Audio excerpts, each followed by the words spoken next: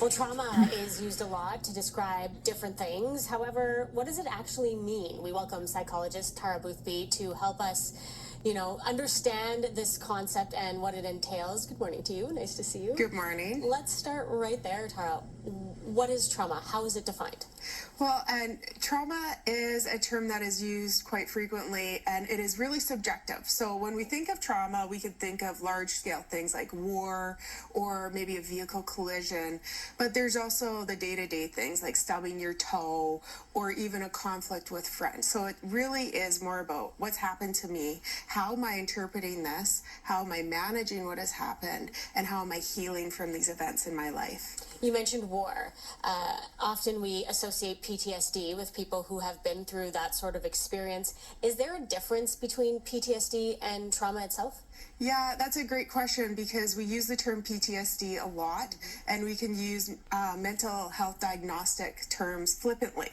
But everybody has trauma, not everybody has PTSD. And PTSD is a term from our diagnostic manual. There's a very exhaustive list of varieties of PTSD, but there's criteria, and there's also views on how long these symptoms must occur for a person before somebody is diagnosed with PTSD. Again, though, trauma is subjective, and so somebody could get PTSD from their own life circumstances, not necessarily war or something like that. How does it affect us? PTSD? Yeah, and or trauma.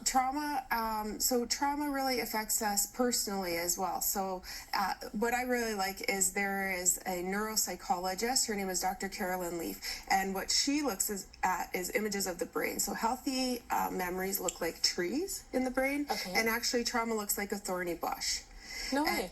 And it's interesting. And so you think of if I touch a hot stove, and what tells me first is my fingers. So this on a cellular level, I feel what's happened, and then my cells are telling my brain or trying to make sense of it. That's interesting that it just sort of relates that way. I like that.